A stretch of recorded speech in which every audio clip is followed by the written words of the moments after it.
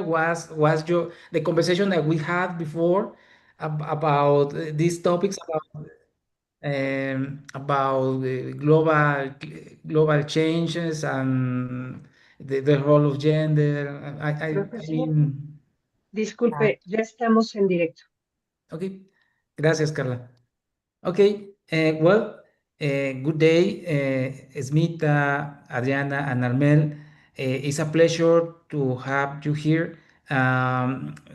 Today we are discussing about climate change, public policies, and inequalities, which is I think it's a well. I think that this topic in this seminar we have these 3 years with this seminar, and I think this was it was like this topic was of interest since the beginning. However, we didn't find the right specialist to discuss and to talk about this, and I'm very happy that finally we have here three specialists that we uh, we can have the possibility to talk about these topics and have a very interesting seminar. So thank you so much for accepting the invitation. So, and then, well, we are starting now the presentations. Well, let me read first the order. Smita. Well, Dr. Smita Rao is a faculty member of the Ohio State University College of Social Work. Her work at the intersection of environment, development, and social policy is informed by an interdisciplinary background in social work and human geography. Her research interests include extreme weather events and contextual vulnerabilities, improving community-level capacities to face socio-environmental stressors, and advancing energy justice. Dr. Howe has over a decade of international macro practice experience spanning academic and non-profit settings, from post-disaster community-based reconstruction and rehabilitation to campaign strategy and design for local and international environment organizations. Welcome, Dr. Howe. The screen is yours. Oh, okay. I think what Javier did not mention, the most important piece about my introduction is that Javier and I did our PhD together. So he is my PhD cohort mate. So this is really nice to be here. I'm just going to share my screen.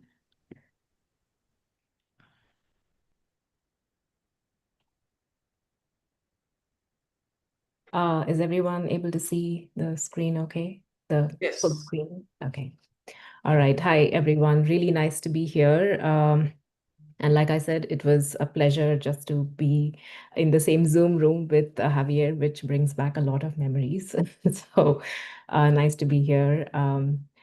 I think in my time here, I was hoping to do a little bit of level setting. Some of it may be very well known to everyone, but I thought we'll just talk a little bit about climate and environmental justice, our understanding of it, how I come to it, and also a few examples from some of our work. When I say our work, it really is a collaborative effort with a lot of my team members, collaborators, students. So we just want to name a few examples to get the conversation going about how we are looking at climate justice principles in our work and how it relates to inequality. So climate and environmental justice, I talk about them together. So both climate and environmental justice, the injustice occurs when pre-existing inequalities, right? Those could be social, it could be political, it could be economic. Those kind of inequalities, they often determine the kind of impact, the burden, and also sometimes the coping capacity of individuals, communities, and really planet systems on how they respond and cope with these inequalities and the climate and environmental injustices. A little bit about environmental justice movement. The modern environmental justice movement is often talked about here in the US, occurring because of dumping of hazardous waste in rural, poor, predominantly Black communities in North Carolina, which left many residents obviously very angry because it was impacting their land, their water, their health. And that's when many civil rights activists joined in. The people joined in and mass arrests were made. And I often say this story, but also remind people that this was certainly not the first environmental struggle among communities.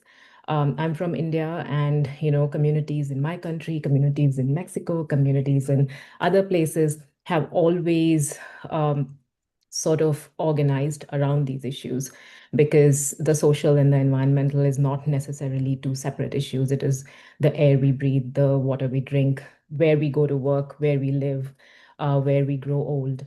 But this North Carolina example is just named as one of the most prominent ones, where that connection between the civil rights and liberties and equality and the environmental rights was seen and documented, so to speak. When we talk about climate change, I'm not going to give a whole reason, but the human-made causes that cause climate change. I often say that inequality that we are talking about today, it's not something that happens because of climate change. It certainly exacerbates the inequalities, but inequality is the fundamental sort of determinant, the structural determinant of who is impacted the most, who is able to withstand, who is able to adjust, who's able to survive, who's able to recover, and who then bears the burden of change, or change that is not coming to them in time. It is often low and middle income countries, communities that are already minoritized, gender minorities, people with disabilities, older adults, very young children, people with existing life challenges who, suffer or are more at risk due to many of the climate disasters, floods, wildfires, droughts, rising temperatures, rising sea levels. And the fundamental inequality that occurs at the global level is it disproportionately impacts those who have the least capacity to adjust, but also who contributed the least to the problem, right? It is the rich countries, the richest in the richest countries, who contributed the most to the current climate crisis. And because a lot of the examples that I'm going to talk about really look at extreme weather events and disasters, I just want to use this quote by these authors from 1976, where they talked about, taking the naturalness out of natural disasters. There is no such thing as a natural disaster, because it is, what is causing it to become a social disaster from a natural hazard. Quickly about critical environmental justice. This is where your social location becomes key to the injustice that you might face. So it emphasizes that environmental issues are related to multiple inequalities, and what academics we call the axes of oppression. Where does oppression sort of intersect? And this includes the domination of non-human species and nature itself. It attends to the multiple scales of environmental justice problems as well as solutions. It focuses on the institutional and state power as something that reinforces and reproduces the social inequalities. And it recognizes that the marginalized populations, communities, and species are often treated as expendable, that, it's okay if some of them are impacted as collateral damage. So that is why that is an injustice, because these are the sort of sacrifices that our current processes seem to make without really too much of a concern. And climate justice, which is the framing that I use a lot in my work, underlying a lot of my work, is really what I say makes climate change into an everything issue. So, my challenge and to people is usually that if we are sitting and talking about research interest or any other interest, I can almost always connect it to climate change and climate justice, right? So this is the framing that tells us that the solutions to the climate crisis, and it's not just about reducing emissions, and protecting the natural world. Yes, we need to do that. But how do we do it in a way that creates a more just, a more equal, fairer world in the process as well? So climate justice is a very broad movement. There's no one definition of climate justice. It looks at all the movements and strategies that people use to address those disproportionate impacts that I referred to earlier. And this, I'm just going to share a little bit about this overview from the University of California Center for Climate Justice, which includes these few pillars of climate justice, right? Just transition, like how do we move away from fossil fuel-based economies, but support the communities in production and consumption that are impacted by many of these newer policies? How do we help them adjust in a just way? The social, economic, and racial justice, it recognizes those disproportionate impacts, and also just recognizes that those who were the least responsible are the ones who are really facing the brunt of it. And how do we ensure that they have the necessary resources to deal with that? Indigenous climate action, we know indigenous communities around the world are facing some of the most severe climate impacts. They are the frontline communities. They are also leading the efforts in many of our climate mitigation and adaptation efforts around the world. They might not even sometimes call it, but they have been the champions. The natural climate, capacity and community resilience and uh, adaptations really looks at what is the community's capacity to recover from a lot of the climate impacts. And I think the next one is the natural climate solutions, which looks at the importance of forests or agricultural lands as those really important ecosystems for equitable climate action. It's not just electric vehicles and solar panels, but it's also these natural climate solutions. And also, I think this one, the final one, is usually what I talk to folks about the most important, right? Being this element of climate education and engagement. And unfortunately, where I am in this country and around the world, really, we know how much climate change has been politicized, unnecessarily so. But better education on climate justice can really help advance those social justice goals, those political justice goals, those economic justice goals, and the equity concerns, and probably really remains the best case scenario. How do we educate and work with communities, engage with communities?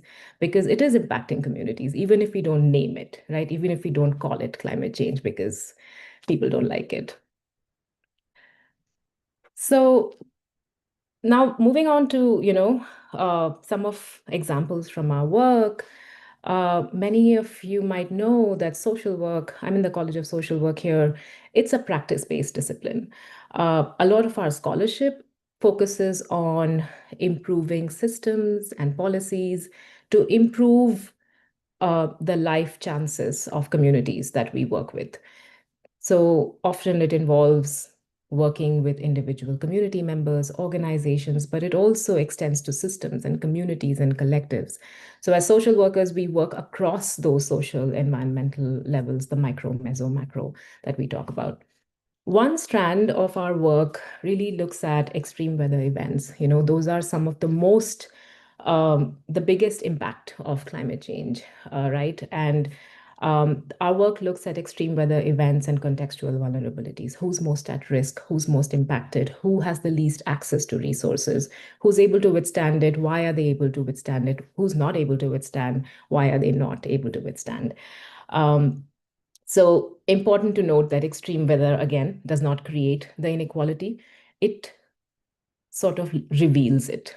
It shows the ways in which existing historical and contemporary inequalities make the outcomes worse.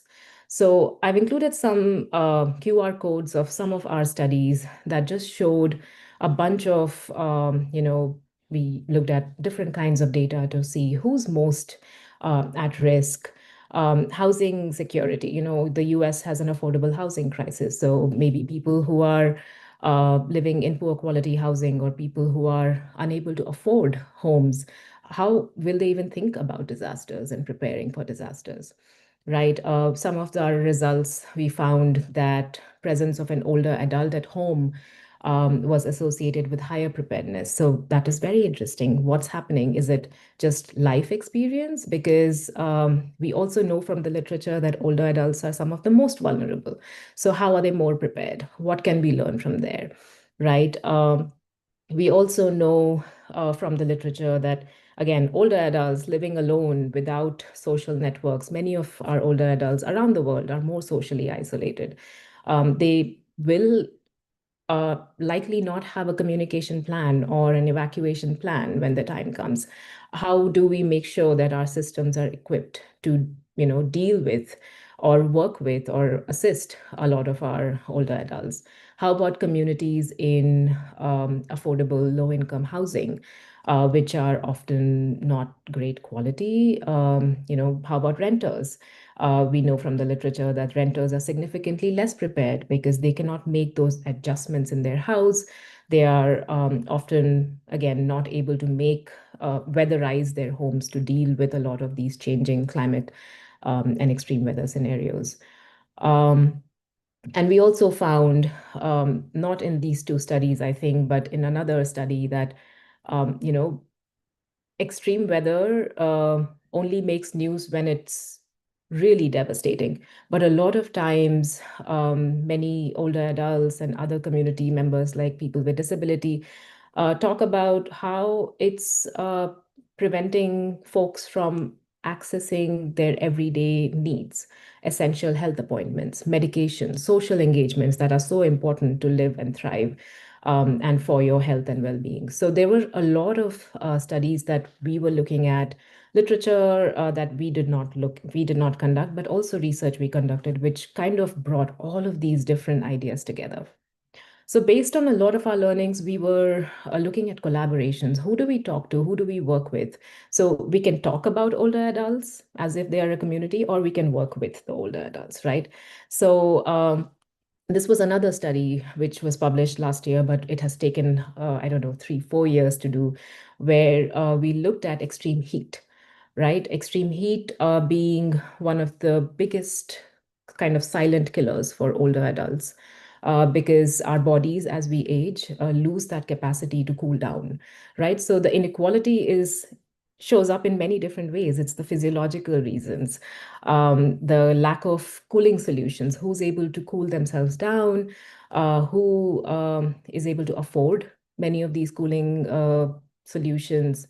Many of the low-income, socially marginalized adults might experience more power outages. That's also something that we saw.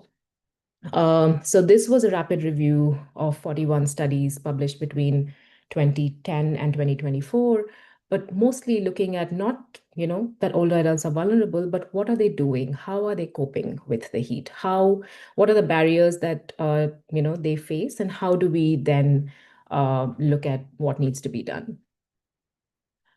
Again, as we learned, about older adults, and we were still not talking to older adults.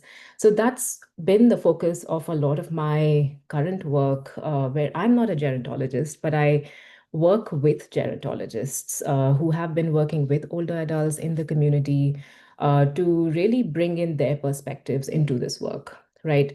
So this is a study, the Weather and Aging Resilience Model, WARM, for affordable housing. This is extremely low-income housing in the United States, where a bunch of those vulnerabilities sort of converge because older adults in these housing communities are often socially isolated. They are facing multiple disabilities.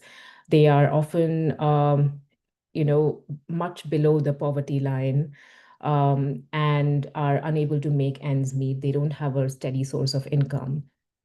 So we really wanted to see if we are focused on these communities, maybe the other communities of older adults living in community dwelling older adults might also learn from them, because this is where a bunch of those vulnerabilities converge. So this study just really wanted to understand the experiences and impacts of extreme weather on older adults in low-income housing, where we are looking at systems of support. What are the existing systems of support in terms of policy, in terms of programs, in terms of the existing services that social welfare agencies provide? And how do we make sure that older adults in these communities and everywhere else are better prepared to deal with not just extreme weather, but also everything that life throws at them?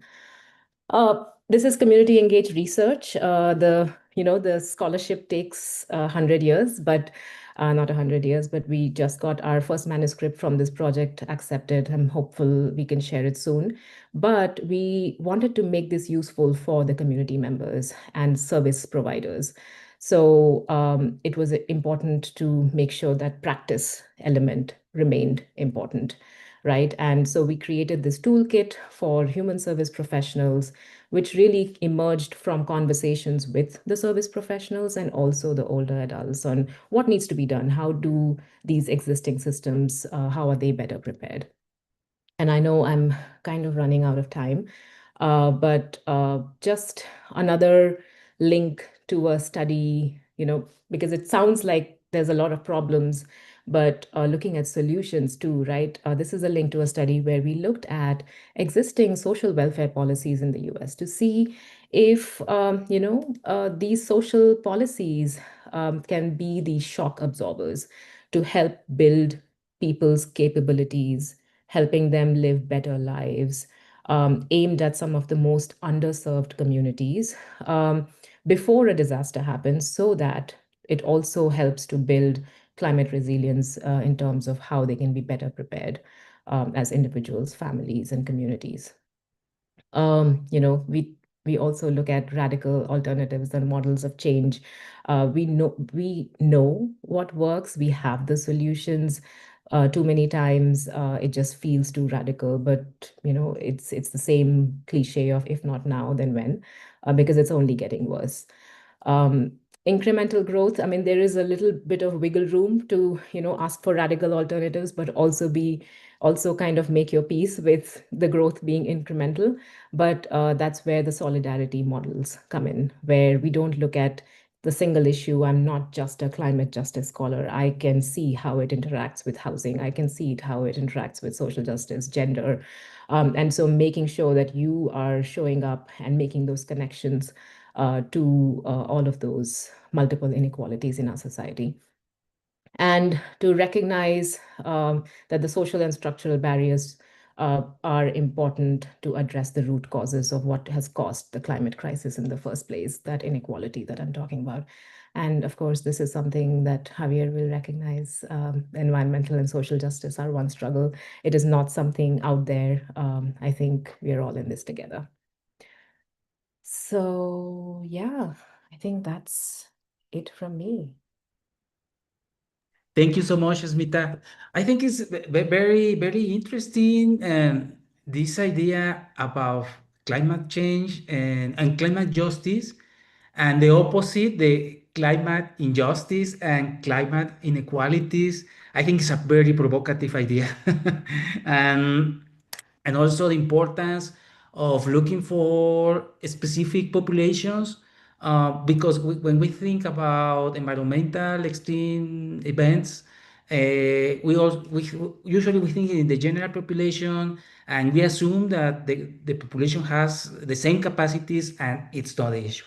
And definitely is not the case. I think it's very important to separate these different populations and understand what happens with everyone. So I think it is a very interesting approach for these problems, and social policy as absorber of shocker, I think is also a very interesting idea. Thank you so much. I think it's very inspiring for future research lines and future inquiries. Thank you so much. And well, we're going to ask some questions when we finish all the three presentations. So I have one here for you, but well, we continue with Dr. Adriana Aguilar. I'm going to read her profile. Dr. Adriana Aguilar Rodriguez is a researcher at the Center for Research in Geospatial Information Sciences, also called Centro Geo, affiliated with the Geopolitics and Territory area, where she holds a position in the Researchers for Mexico program of the Ministry of Science, Humanities, Technology, and Innovation. She holds a PhD in Sociology from the University of Manchester, a master's degree in Globalization and Development from the University of Warwick, and a bachelor's degree in law from the National Autonomous University of Mexico. Her research focuses on environmental governance and social network analysis, with an emphasis on social environmental conflicts, collaborative governance, and polycentric networks. Dr. Adriana Aguilar is presenting today Islas Marietas, Strengthening Polycentric Governance in Response to a tourism ban in a marine protected area. Thank you so much, Adriana. Dr. Adriana. Thank you very much for the invitation. Good morning to everybody. I'm very happy to stay here in this seminar. I don't know if you see my presentation. Is okay? Yes, it's okay. Yeah, it's okay. Thank you very much. Well, I will present our paper of Islas Marietas, Strengthening Polycentric Governance in Response to Marine Protected Area Tourism Ban. This study analyzed how a regulatory intervention reshaped governance dynamics in a marine protected area in Mexico. Marine protected areas must balance conservation and tourism, attentions that becomes more complex under climate change due to the interactions of environmental and social pressure. Environmental pressure include ocean acidification, extreme events, and coastal erosion, while social pressure include mass tourism, pollution, and coastal development. The challenge is not only explaining protection, but improving governance effectiveness. In this context, polycentric governance enables coordination across multiple actors and decision-making forums. However, these systems are not static. When a regulation shocks occur, such a tourist ban, it can disrupt existing arrangements and force systems to reorganize and adapt. MPS therefore face a core tensions between conservation and tourism, and understanding how governance system responds to disruptions becomes central. At the same time, the effects of regulatory shocks on polycentric governance remain unexplored, which motivates this study. Actually, part of the motivation is that we don't have, we cannot follow in longitudinal terms a shock, a natural shock. That's why it is quite interesting, this approach. Islas Marietas is a national park established in 2005 near Puerto Vallarta. It's a major ecotourism destination with key ecosystems such as coral reef. If we look at this map, we can see the location of the park within Bandera Bay and its proximity to a major tourist destination. This helps explain the intensity of tourist flows and the pressure on this system. However, rapid tourist growth combined with weak enforcement of regulation generates significant environmental pressure. In 2016, extreme overcrowding at Playa del Amor, reaching up 3,000 visitors per day, caused severe coral reef damage due to pollution and inadequate tourist practices. In response, a temporary tourist ban was implemented. This constituted a regular shock that disrupted the system. After reopening, strict rules and new coordination mechanisms among stakeholders were introduced. This change contributed to improved management and coral reef recovery. highlighting how regulatory shocks can reshape polycentric governance systems and allow us to observe how governance adapts after the disruption. Research design and data. This study asks how a regulatory shock reshape polycentric governance structures. To answer this question, the analysis is focused in 4 dimensions: actors, networks, rules, and institutions. The case is situated in a context of rapid tourist growth until 2015, followed by the 2016 tourist ban, which represent a sudden rule change that disrupt actors' interactions and governance dynamics. The analysis is based on affiliation network derived from a co-attendance of meetings in the island Marietas Forum, which serve as the main platform for coordination and decision-making, and is contextualized as a polycentric governance space. The data include 53 meetings divided into pre-shock and post-shock periods. As shown in the timeline, we compare these two moments to analyze how stakeholders' interactions and governance structure evolve after the disruption. We can see here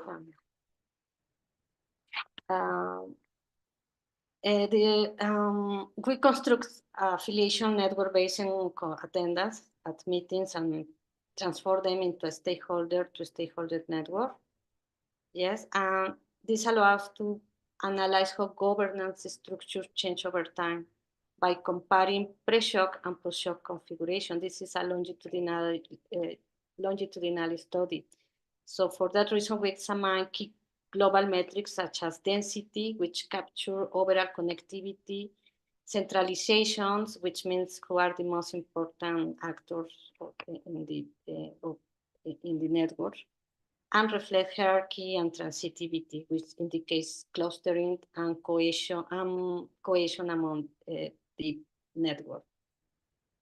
At the actor level, we choose degree centrality, identifies the most connected actors. No? The research follow a sequential mixed method designs. So we first conduct social network analysis, and then we validate and contextualize these results through stakeholders workshops and in-depth interviews. These integrations strengthen the validity of the findings and provide a deeper understanding of the governance dynamics. The results show a significant transformation in the governance networks. The numbers of actors increased from 42 to 90, indicating broader participation. So at the beginning, it was very tough to bring people together. So after the shock, of course, there were a lot of incentives to participate in the forum. No? We can see not only this expansion, but also changes the network structure. Density and transitivity increase, meaning that actors are more connected and more clustered. However, centralization remains stable. We use this measure to indicate that power is not redistributed significantly. The key point here is that shocks do not simply add actors, but activate relationships, particularly between government and tour operator sector, which is the principal problem of the island, because they are the principal actors who didn't want to collaborate.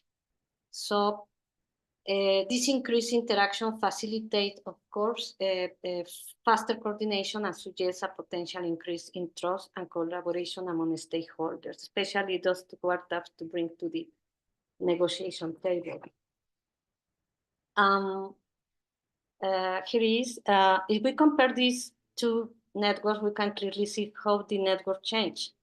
Before the shock, the network is smaller and more fragmented with few connections among actors.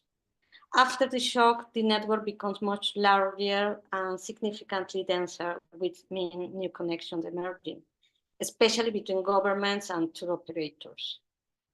This means that actors are interacting more frequently, which improves coordination and the capacity to respond collectively. Importantly, the shock reorganize interactions pattern rather than fundamentally redistributing power within the system. Here we have the government tour operators. For instance, governments get more centrality. They are more central in the making decisions. Tour operators, some are integrated in a very good way, but others remain in the peripheral of the network.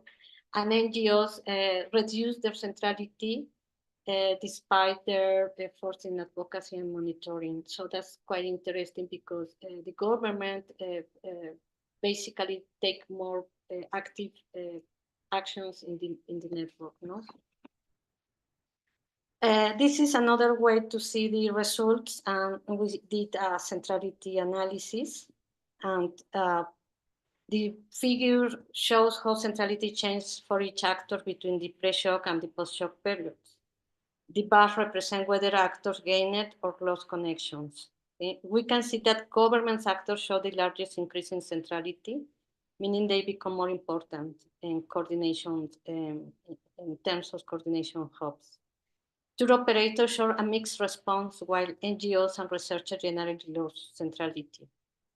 As we said before, this suggests a shift toward more operational and coordination-focused interactions. Overall, the shock reorganized roles within networks and reinforce actors with coordination capacity rather than fundamentally alter the power structure, which is quite interesting. Government still is central, see, and actors still remain with the same power than in previous stage. Institutional results of the institutional transformation of the network. The institutional transformation were triggered by the shock. Before the shock, governance was characterized by weak regulation, limited monitoring, and fragmented coordination among actors. After the shock, rules become more specific and enforceable, including carrying capacity limits, permanent monitoring, and sanctions linked to license to the tour operators, which is quite good because sometimes they are the ones who are difficult to discipline in the process.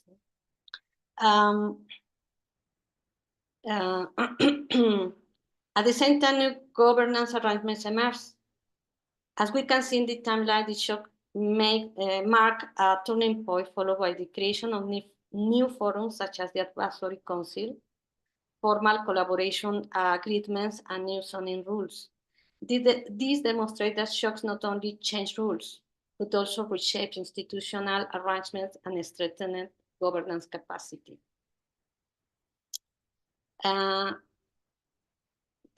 We can say that the main finding of this study is that regulatory shocks can act as a catalyst for reconfiguring polycentric governance systems by intensifying interaction across multiple decision-making forums.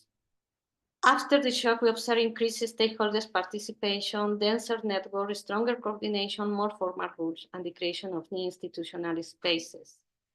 However, an important issue is that power structure remains stable and not all actors benefit equally. Government actors are reinforced while others lose centrality, which is quite important, especially for non-governmental actors who are not involved in the process. This suggests that shows recognizing interactions patterns rather than fundamentally redistribute power within the system. Yeah, I'm going to finish. Contributions. This study shows that regulatory shocks can reconfigure polycentric governance, but their effects depend on both the nature of the shock and the institutional response. The literature has largely focused on natural environmental shocks where collaboration emerges rapidly, but tends to fade over time, limiting long-term structural change, which is quite important, especially in when you have a hurricane or an extreme event. The response to this emergency is quickly, and collaboration exists, but this collaboration erodes over time. So this study shows that regulation shows can sustain collaboration by activating institutional spaces, rules, and incentives, which is quite important. It also suggests that post-state intervention can mobilize accumulated social capital and transform temporary response into durable collaboration arrangements. This is particularly relevant in the context of climate change, where adaptive capacity depends on sustained collaboration over time rather than simply reacting to extreme events. So basically, I consider that the importance of this work, even when we are not working with a proper natural shock, it can give ideas of how to intervene in the response of extremely shock. No? Thank you very much for. Thank you so much, Adriana. I think so. One of my questions in the previous exposition was just how can we implement these institutional changes, and what are the actors that participate in these changes? But you I think you answered this question now, because your research explains how we can measure and observe the importance of change, and the role of institutions and different agents, and the role of collaboration in promoting change. So I think that we go beyond the Smith establish some interest concepts, and then you go to the operative part of the situation. So, well, I think it's a very interesting approach too. And then we have different perspective of the same issue. So thank you so much, Adriana. Very interesting. Yeah, thank you very much for the comments, Javier. Thank you. I have to stop sharing my presentation, sorry. Yes. And then we're going to continue with Dr. Armel Gulitin. Let me read your profile. Armel Gulitin holds a PhD in law, Free University of Brussels. Since 2013, she has been living and working in Mexico. She's a researcher for Mexico of the National Science Secretary at the Centro Geo, and belongs to the National System of Researchers, Level 1, working on climate and environmental and climate justice for over 20 years. Her main lines of research are environmental responsibility, environmental rights, socio-environmental conflicts, and climate migration and displacement. Thank you so much, Dr. Armel. Hello, can you hear me? Yes. Okay. Good morning, afternoon, or whatever it is where you are now. Thank you very much, Javier, for the invitation. It's really a huge pleasure for me to be here. I'll begin. I have to keep my phone because I don't see the time on the screen, and I just don't want to spill over, right? So I'll present today on climate displacement and vulnerabilities. It's not as such an article or a book or no, but because I hadn't understood that we were to discuss papers or work in progress or work already finished. But after the presentation, I'll put in the chat the link to the website of a project we're currently conducting at Centro Geo on women and violences in the context of climate displacement. So that's just to kind of encore a bit the presentation of today. So I'll begin. Once again, thank you very much, Javier, and I promise I'll do my best to finish by 12.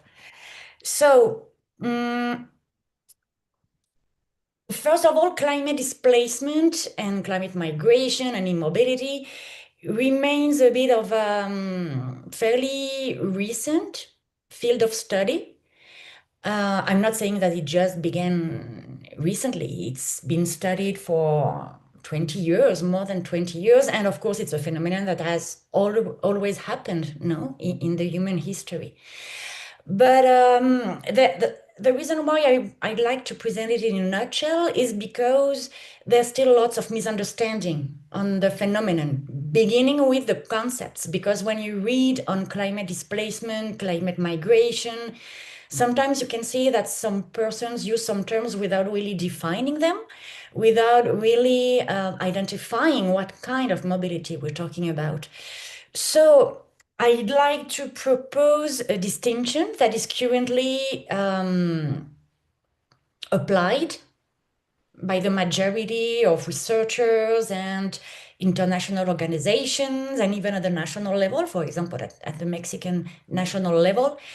And basically, migration refers to a mobility that is voluntary, whereas displacement refers to a mobility that is compulsory, a forced mobility, right? Both kind of mobilities, forced or voluntary, can be internal. That is to say that people and communities do not cross international frontiers, or international when the people or communities cross international frontiers. Then there's also another phenomenon that is largely invisible, and it's immobility. That is to say, people and communities exposed to climate change impacts, but who cannot or do not want to leave their territories of origin. Why? For examples, right? There's a flood, the bridge is destroyed so that the people living in a community cannot escape from the floods. Or, like it happened also in New Orleans with Katrina, some persons couldn't afford putting gas in the tank of their cars so that they could not flee. Also, maybe some people or communities don't have the networks, that is to say, families or friends who can receive them, right? In those cases, we're talking about forced immobility. Now, this distinction is kind of arbitrary, because now we already know that instead of a dichotomy between forced or voluntary, it's more a spectrum, right? And for example, if you go and talk to people and communities, sometimes they will tell you, no, I want to stay here. I don't want to. That's a very common answer. I'm not living here. I was born here, and the only way I'm living here is in a box, right? But then when you talk with the people, then you learn, no, also it's because as a woman, I'm in charge of my parents, I'm in charge of a sister with disabilities, so that then you can already have a sense of the mobility not being as voluntary as firstly portrayed, right? Then another aspect on the phenomenon is that it's a large-scale phenomenon. It's everything but a small phenomenon in terms of people and communities concerned. Only in Mexico, and only regarding internal displacement, by 2050, and in the worst-case scenario, but that's where we are going, there will be more than 3 million people who will be obliged, forced to leave their territories of origin because of climate change impacts. At the international level, there's still lots of debates on how to measure and how to project the mobility or immobility. And that's because there's still, well, to begin with, lots of debates on the concepts. No? What's migration? What's displacement? But also it's because of methodological issues. And why are there still lots of methodological debates? That's because climate displacement is not monocausal. That is to say that thinking climate exposure induces, climate impact exposure induces mobility or immobility is just plainly wrong. That's not how it works. If you're looking for someone displaced only by climate change, you won't find that person. You won't find that community. Even in the most visible case of the island states that are currently disappearing because of sea level rise, it's not merely a question of sea level rise. It's also waste management. It's also disappearance of natural barriers, right?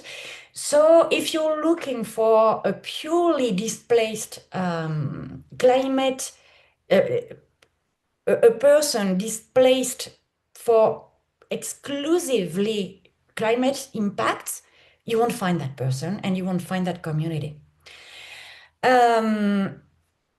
Now, against all that context, what I think could be relevant for today's scenario is that for a very long time, when reading on climate displacement, climate migration, you could only find reference to climate exposure scenarios. That is to say, how climate impacts will induce mobility, but in a fairly restrictive way.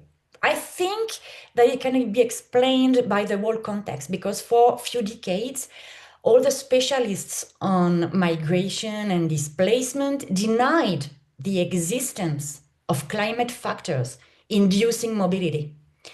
So that basically the scholars, I think, were focusing on demonstrating that factor, the climate factor in mobility. But then slowly but surely, another dimension has been arising in climate literature, in the knowledge we have on the phenomenon. And basically is that exposure to climate impacts will not automatically induce mobility. And why? Because it depends on the vulnerability of the people and communities. So that was like the second strain, no? So we have two dimensions. But what I propose is to have a third dimension, which is structural causes. And then resonating a lot, I think, with what the colleague from Ohio said, I fully agree with you. There is no disaster. Natural disaster do not exist. No, we have sudden events, we have huge scale events, but these natural disasters do not exist. They're constructed. They're induced by the shortages of the social systems that will be impacted, right? And similarly to that, vulnerabilities do not, do not emerge as such. They're also the result of some structural causes, just like environmental damage, just like environmental destruction, ecocide. It's the result of structural causes. Put bluntly, as women, we are not born as vulnerable. We are in a situation of vulnerabilities, right? So I don't know if I'm okay. I have to speed up a little bit, but basically to begin to take it the whole sequence, right? Exposure. Here, I think that a difficulty at the moment of approaching the phenomenon of human mobility induced by climate change impacts is that we tend to mix all the impacts, right? As if all the impacts were the same, as if all the impacts would have the same consequence in terms of mobility. And we already know that it's not the case. So building on what Professor Kalin exposed, but modifying it, I propose to identify 5 distinct climate impact scenarios. Sudden onset impacts, a flood, a hurricane, slow onset, biodiversity loss, for example, violences linked to the other impacts, sea level rise in the sense of meaning territory loss, because sea level rise also induces coastal erosion, right? And this is a slow onset phenomenon. Then and that's why it's a bit more, subject to debate in Mexico, because it's quite a tricky issue. It's the measures intended to protect the environment or mitigate climate change that also will will induce displacement. For example, an hydroelectric plant, right? This will also displace some people and communities. It has the legitimacy that those kind of projects have the legitimacy of mitigating climate change, but as such, it does not it should not deny the fact that it's displacing people, right? So focusing on vulnerabilities and structural causes, I forgot a C in structural. Well, I forgot quite a few letters. Turning to vulnerabilities, what do we know? We know that some groups of the population are more vulnerable than others, right? Once again, why is it important? Because it impacts together with vulnerabilities that will induce mobility or immobility, right? And that's already been recognized for some decades, that some groups of the population are more impacted than others. Women, children, indigenous peoples, Afro-Mexicans in the case of Mexico, etc. Now, what's important to take into account when addressing vulnerabilities is intersectionality. What's intersectionality? It's when several vulnerabilities will interact, right? And why? Because there is no such thing as the woman, the indigenous people, the Afro-Mexican. It just doesn't exist. There is a plurality of women. There is a plurality of indigenous people. There's a plurality of Afro-Mexicans.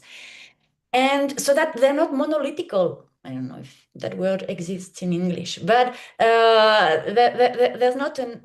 are not homogeneous groups. They are composed of people and communities with specific vulnerabilities because of the intersection of several vulnerabilities. For example, a young girl identifies herself as indigenous, right? Or a young boy who self-identifies as Afro-Mexican who also has disability, right? So that's something very important to take into account because it has huge consequences in terms of public policy. Then structural causes. Then we have corruption, impunity, poverty, discriminations. Once again, all this is just very common in all the knowledge we already have on environmental and climate impacts. Now, turning to what I think is the main point of the seminary is, from there, what happens in terms of public policy, right? And well, as a lawyer working on environmental justice for some years, here the point I'd like to make is that taking into account those vulnerabilities and the structural causes has implications in terms of human rights, and more specifically in terms of rights and obligations, which in turn will have consequences in terms of public policy. Concretely, I won't go into detail because I think that a human rights class might not be the point of the seminary, but in short, the main center of gravity of human rights is that the people and communities must effectively enjoy their human rights. What does it mean? It means, for example, that adopting a measure but not implementing it is not enough, right? It also implies that states must not only refrain from interfering with human rights, but must also adopt measures, be it administrative, technical, whatsoever, to ensure human rights effective enjoyment. And this adoption of measures, I think, is particularly important to address structural causes. That is to say, to address poverty, to address corruption, impunity. Concretely, what does it mean? It means that states have to adopt norms that must address those issues, right? That's positive obligations. Then in human rights, we also have a very specific mechanism, which is the differentiated approach to rights and obligations. What does it mean? It means that the effective enjoyment of rights will not pose the same challenges or requirements for everybody. But the state must take into account the specificities of the people and communities, right? And that's when it fully resonates with vulnerabilities, right? And intersectionalities. Now, starting from there, we have human rights requirements. And why do I think and argue that it should be, and it is, I think, a compass? If we have a look at the Inter-American Court of Human Rights advisory opinion, very recent advisory opinion of 2025 on climate, the climate emergency and human rights, and if we have a look also at the Mexican NDC, the latest NDC from 2025, we can see that those requirements are fully are fully mentioned as guiding principles, right? Whether or not it will be implemented, that's another big issue for Mexican political and legal instruments, right? But at least the rights-based approach does operate as a compass, right? To guide and formulate this obligation. Now, turning a bit to what my dear friend and colleague Adriana said earlier, it by no means imply that the people or communities displaced by climate change are passive victims that have no agency. Quite on the contrary. Why? Well, because there's also a whole series of environmental procedural rights, the right to access environmental and climate information, the right to participate, and the right to access justice. So that it by no means imply that the rights-based approach and the human rights requirement as a compass do by no means imply that the people and communities are passive victims with no word, with no capacity to have agency, be it in the framing of the problem or the solutions, right? And with that, because I'm just so very much afraid that Javier will soon send me a message, now, time to close up, to wrap up. So I thank you very much for your attention. And once again, thank you very much, Javier, for your invitation. Thank you very much. Thank you so much, Dr. Armel. Very interesting. I haven't thought about the human rights approach as a perspective for solving these questions about how to operationalize climate change, but also how to operationalize these changes in public policy and inequalities. So I think that that's a very relevant perspective about how to approach these issues, these problems. So thank you so much. I have one question. Well, I have several questions, but well, if you want to answer them and in any order, there's no problem. So I have been thinking about. You talk about climate justice, agencies and institutions, but also and collaboration, but also we have in the media and in several political actors, we also have the opposite narratives. I mean, those narratives that deny climate change and also that make these constructions about I don't know. I'm thinking about terraplanism and this kind of stuff that is anything except scientific, no? But well, my question is, what is the role of these contra narratives in the implementation of public policies related climate change?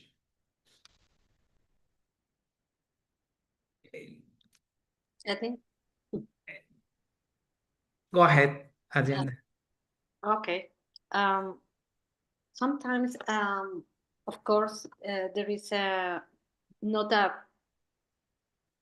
completely evidence of the climate change. This is a agreement, see, and the agreement is basically that we are not going to consider these claims, and we are going to act as if it exists, no?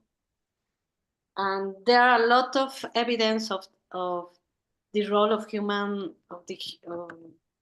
the human impact on climate change, that it's almost impossible to enter to this discussion. So basically, for me, is that no.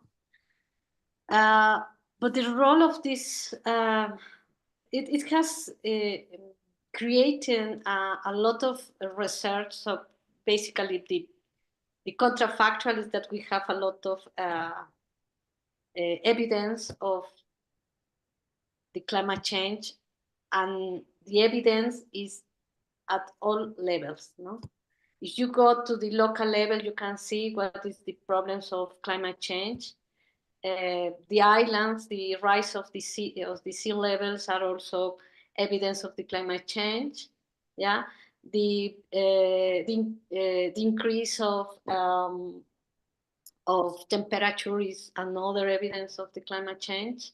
So, and we need to work with that. So, and basically, researchers are working with that. The policy at international levels has been working, assuming that this evidence, or not evidence, but this opposite narrative exists, but we still work. No, I think at least for me and for what I see, it's irrelevant to speak about if there is evidence or no evidence. Or so I think we have a very in the real life we have evidence of what is happening, and we need to work more in that rather than try to respond to this.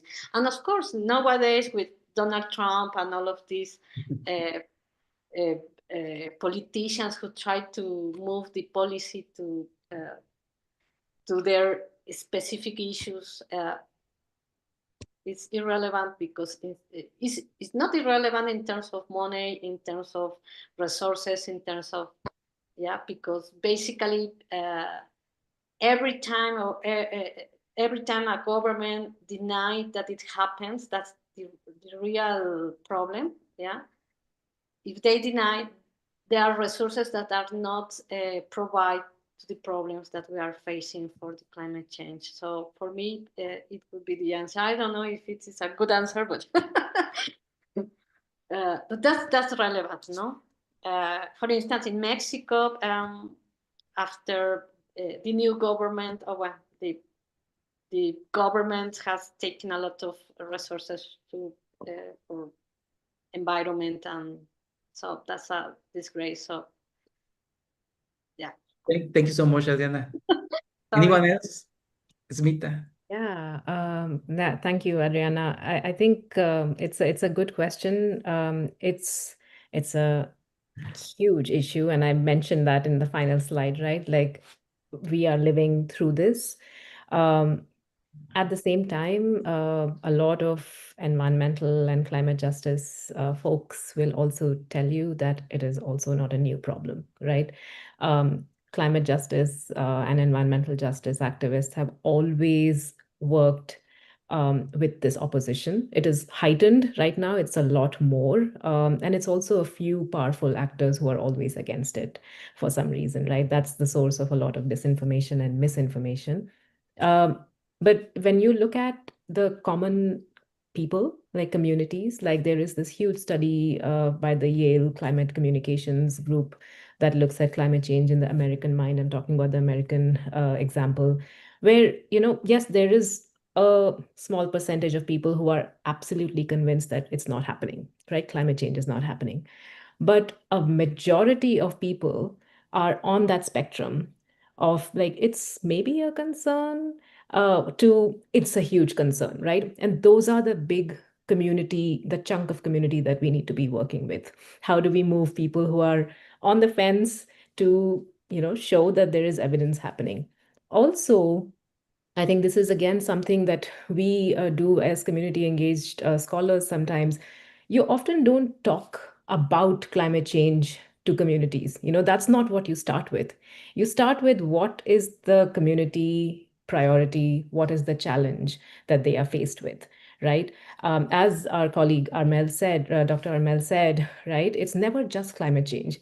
So those underlying root causes, that's the reason why we are talking about those structural and social vulnerabilities. If you address those before, climate change even comes into the picture, climate change issues are probably already addressed. That is both the great thing about climate change, that it's not just climate change, but also the thing that, as the threat multiplier, as it's called, right, it just amplifies, worsens existing challenges. So how do we meet communities at that challenge? There is no denying, like I said, you can say climate change or not.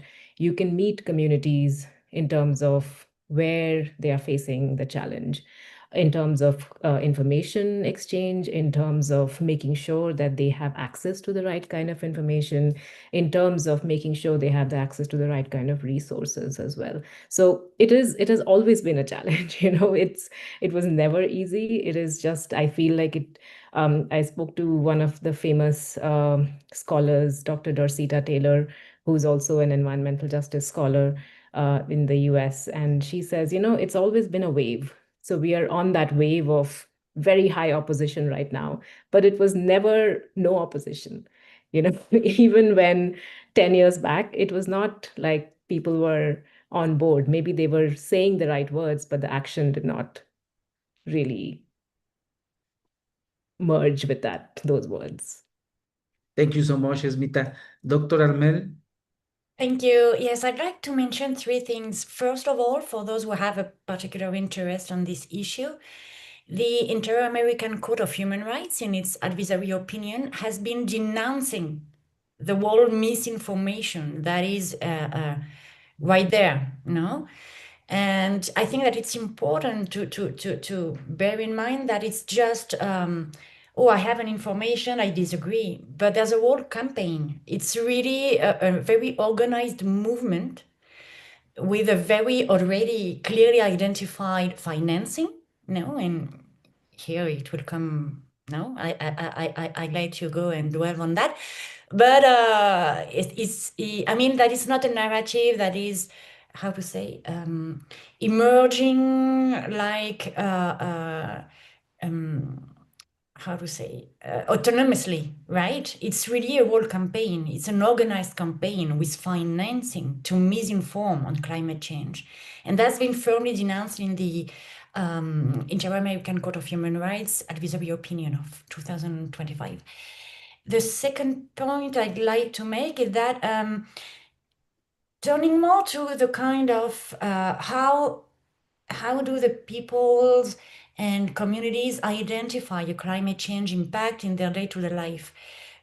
Well, the case I'd like to mention is climate displacement. And in Mexico, there's been a whole community that has been relocated a few months ago in Tabasco. It's a community called El Bosque. And basically, they saw how because who knows better the territory? Well, the communities who live in the territory, right? So in 5 years, they've seen a tremendous acceleration in sea level rise. But they thought that it was like it had happened before, like the whole movement would return to the normality, right? So they was just thinking, okay, it's something that's happening, but we shouldn't worry. And then some researchers went to meet them, they entered into a dialogue, and then the researchers told them, I'm sorry, but this is not going to reverse. This is only going to worsen. So that, and if you go there, it's really extremely impressive. You can see that the school has been destroyed, houses have been destroyed, the churches have been destroyed. You can only see the basement of the buildings, right? And so they were told that is climate change. That's a climate change impact, and it's not going to reverse. So that, and that was quite a shock for the community, right? Because then they got very clear. Suddenly, it was very clear to them that they had to escape. That constructing once again the school was pointless because the movement was only worsening. the whole event. And the same happens when you talk to the persons who are crossing Mexico or settling in Mexico from Central America. And when you ask them, but why did you leave your country, your territory? And they will not tell you it's because of climate change. They will tell you, well, it's because now I can no longer live out of agriculture. And then when you begin to talk, well, it's because the temperatures are rising, changes in the rain patterns. And that's when you can make the connection with climate change, right? But so that I think that we should distinguish, on the one hand, the misinformation campaigns, and on the other hand, the remaining difficulty for the people and communities to really establish a link between what's they're living, what we are living in our day-to-day life, and climate change. Those of us who are versed into the phenomena, who dedicate ourselves to studying, researching, addressing the phenomena, well, we make this link, but I think that it's not as common as usually portrayed, right? And the third comment I'd like to make is that what personally I saw here in Mexico regarding climate displacement is that there's been a huge gap between knowing that climate change is already displacing people and communities and is going, and the world phenomenon is only going to get worse, but because it implies human rights violations, right? Any forced mobility implies human rights violations. But there was like a gap between this knowledge and what was happening, right? And what I could say is something that I think is happening in the whole environmental and climate fields is that until you have numbers, nothing happens. And so it's this necessity for this hunger for numbers, for quantitative studies. Public authorities want numbers, right? Saying, look, it's going to happen, or it's happening, it's only worsening, isn't really a shock, no? I don't think it's a shock as Adriana understands it, but in her works. But what I saw in Mexico is that once the World Bank produced a report with projections, no? And those projections of more than 3 million people by 2050, that's tomorrow, then there's been like an electroshock, right? Then it was, okay, no, we have to address the phenomenon. But until then, well, there was like an inertia, right? So that's the third comment that I wanted to make, right? This kind of gap between knowing about climate change or climate change impacts and acting. So with that, I'm done, and sorry if I've been a bit long in my answer. Thank you so much. And then for me, there is another question related to this. When we talk about, or when we discuss the role of these oppositive narratives, in the other side, we find this experience, this direct experience with climate change, or the experience of vulnerable populations. And then you mentioned this at several moments, the autonomy of the communities to decide the measures or the policies related to challenging climate change.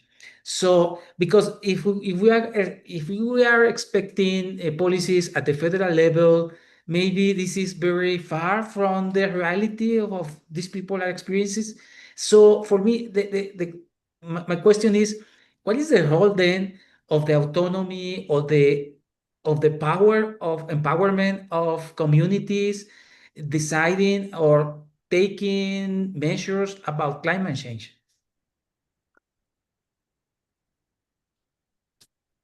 Go ahead. Me too. So could you repeat the question again?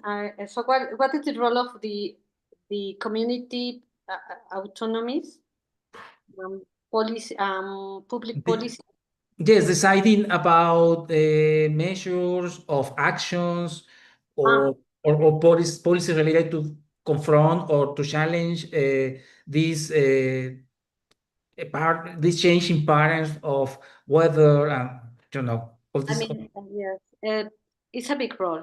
The role of, especially of the government and the public policies are one of the main roles in the design of the public policy, environmental policy. No?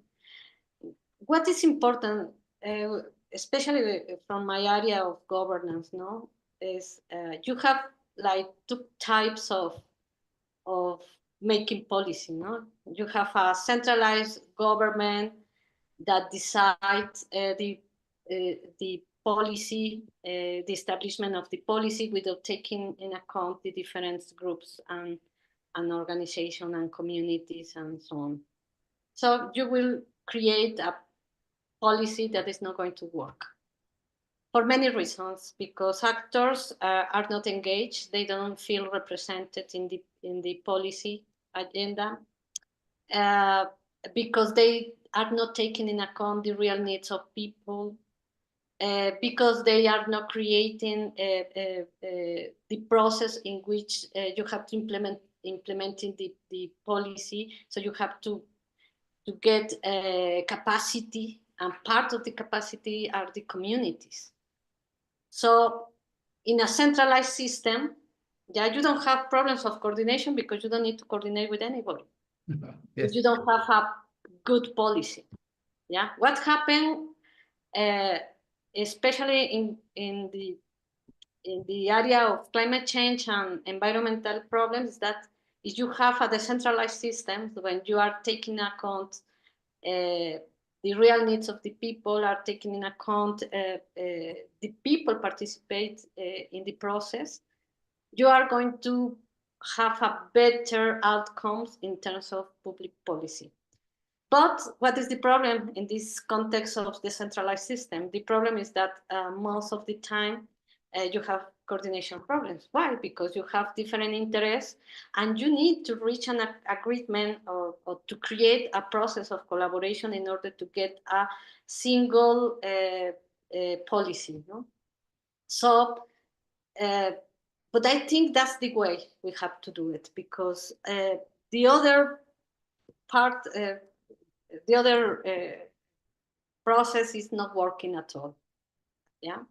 So, and when you are taking account and you see this decentralized system as a governance, yeah. So the process to engage people in the process of taking decision is very important. And for that, you have to improve the communications with people. You have to allow or create formal or informal links of communication in order to transmit clearly what is tried to do, what the government is trying to do. And you need democracy inside, who is voting, who have the right to decide over the issue. And here is when we found the idea of justice. Justice is not just an idea of giving someone what they deserve. It's to really engage people in the making decisions and taking these decisions very seriously to implement a real policy.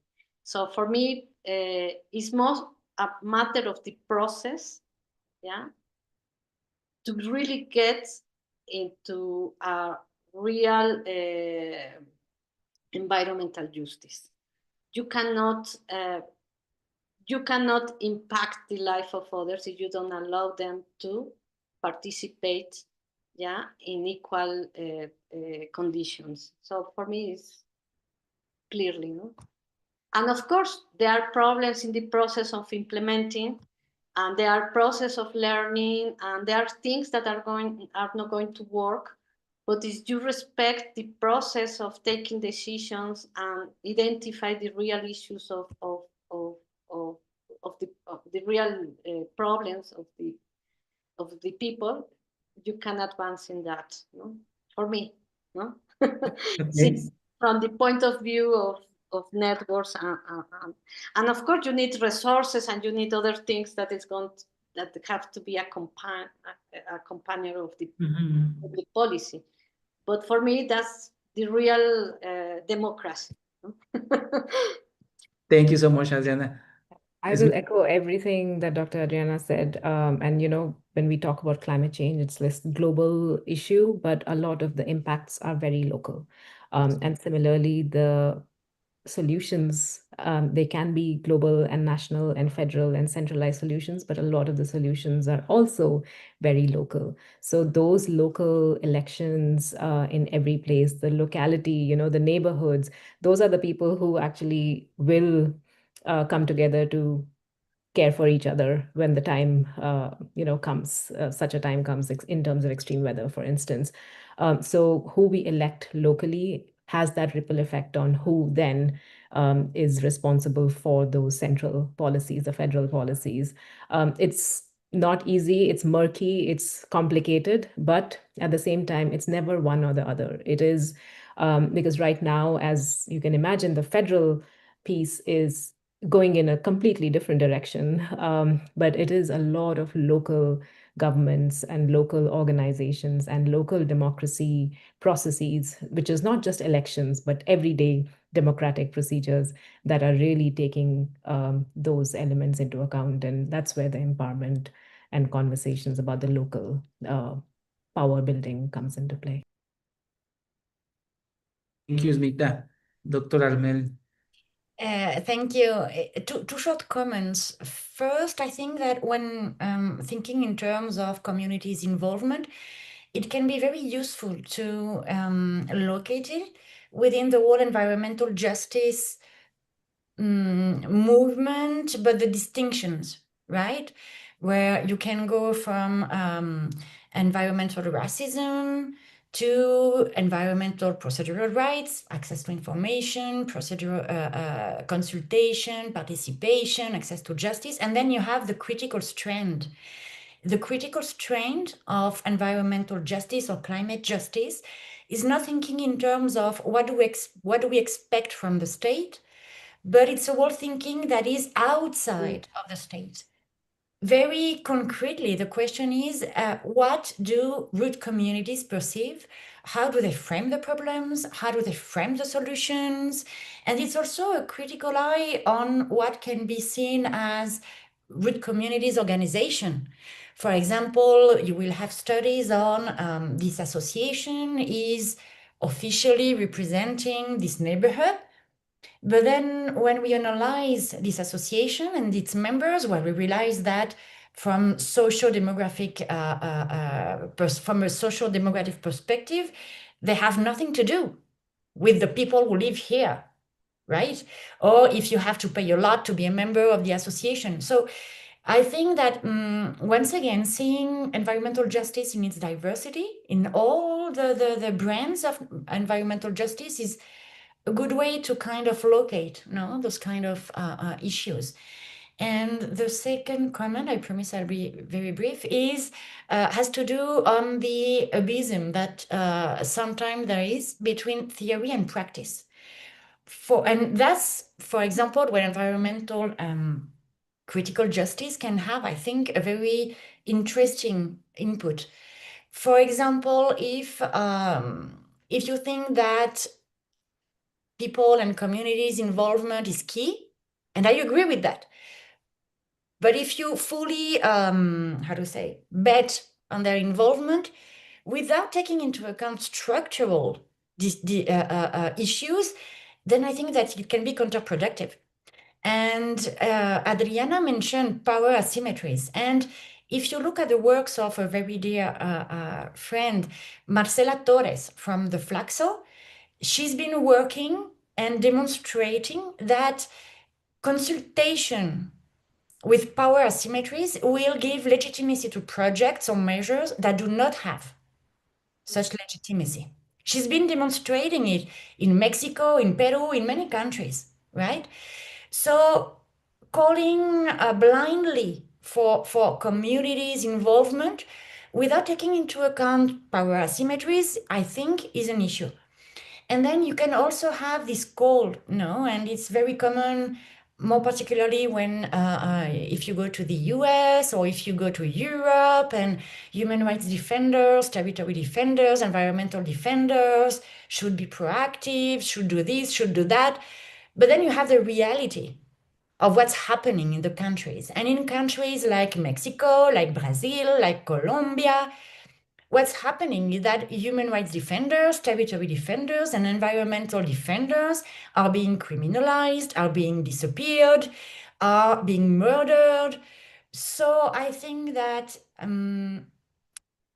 it's important to make sure that such communities can participate from the very first stages, but it's also important to make sure that the environment where their agency will develop itself must have the qualities so that such participation, such agency, such involvement is meaningful, right? And is not putting them at risk. I'm done. Thank you, Mer. At this point, I don't have more questions, but I like to, if you want to make a concluding remark, or if you have also a question for the other participants, so go ahead.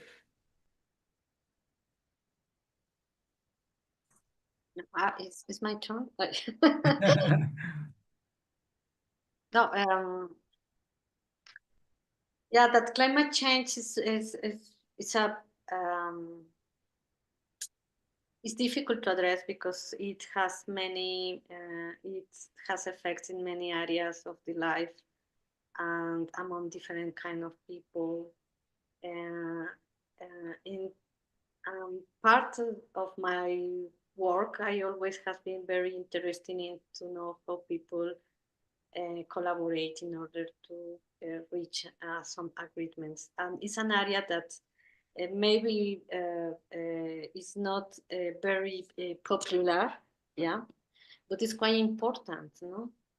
So this is because collaboration is, we know exactly what is happening at local level, at regional, national, and international level in terms of the environment. We have more or less clear what is happening in each scale of the effects of the climate change.